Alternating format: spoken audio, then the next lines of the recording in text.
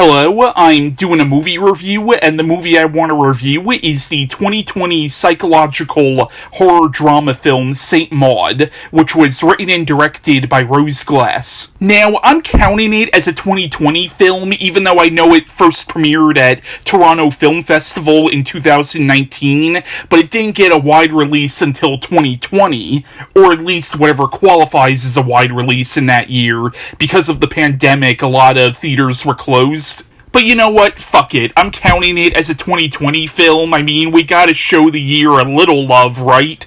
Yeah, no we don't. Now, what the plot of St. Maud is, it's about a young woman who calls herself Maud. You find out later on in the film that her name is actually Katie, but she's working as a hospice nurse, and she's caring for this dancer named Amanda Cole, who is dying from stage 4 lymphoma. Now, Maud has recently converted to Catholicism and has become extremely devout, even fanatical, and she seems to believe that God is literally speaking to her and is literally entering her body. Now, because she can't save Amanda's life, Maud has made it her personal mission to save Amanda's soul, no matter what. The film stars Morfydd, and I have no idea if I'm saying her first name right, as the titular character Maud or Katie, and it also stars Jennifer Ehle as the character of Amanda, and even though there are other actors and actresses who appear in the film, this is almost primarily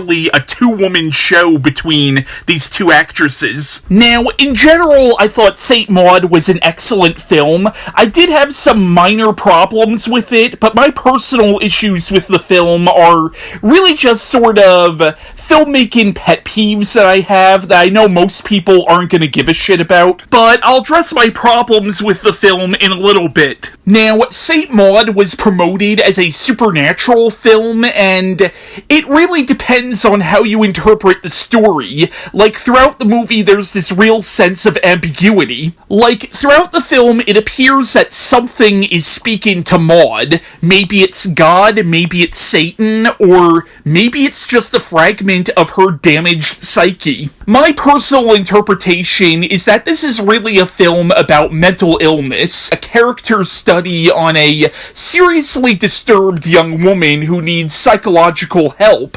Now, she finds solace in religion. Now, I don't think the film is anti-religious by any means, but I do think the film is definitely a critique on religious fanaticism. Now, yes, religion can be a great outlet for some people, but if you're somebody who already had severe psychological issues and that's your only outlet, then it can be dangerous. And that's the tragic thing about this movie, is this is really the story of a woman who suffered a severe trauma that also caused her a lot of guilt, and her religion, instead of helping her like it should, it causes her to lose all sense of being and all sense of self, where everything she does is to please her God. And I think it's really interesting how whenever God reveals himself to Maud, he takes on the form of a cockroach. In a way that almost makes the movie even more fucked up if it turns out that God really was speaking to her, because it's like,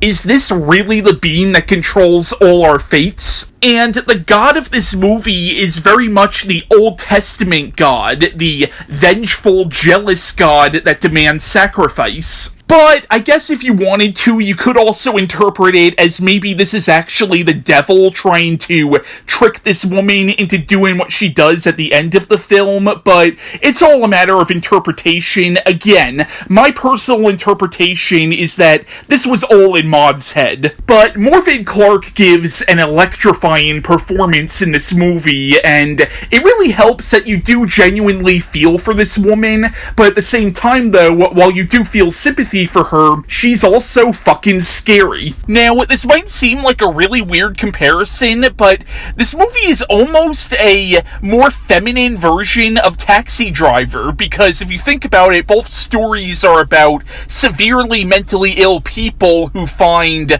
very unhealthy outlets that really just cause them to go more and more insane. In Taxi Driver's case, Travis Bickle finds an outlet in right-wing extremism, and vigilantism, whereas Maud in this movie finds her outlet in religious fanaticism. Jennifer Ehle is also really good as the character of Amanda, a character that you definitely sympathize with given that she's dying of cancer, and the movie uses this character to sort of address a lot of existential questions that we all have about death. But the character can definitely be unlikable at times, especially when she's mocking Maud's religious beliefs. At the same time, there are points in the movie where you could tell that she does feel sorry for Maud and is actually trying to help her. She does do something pretty fucked up to her midway through the movie during a party scene, but to be fair, prior to that, Maud does something arguably even more fucked up to her.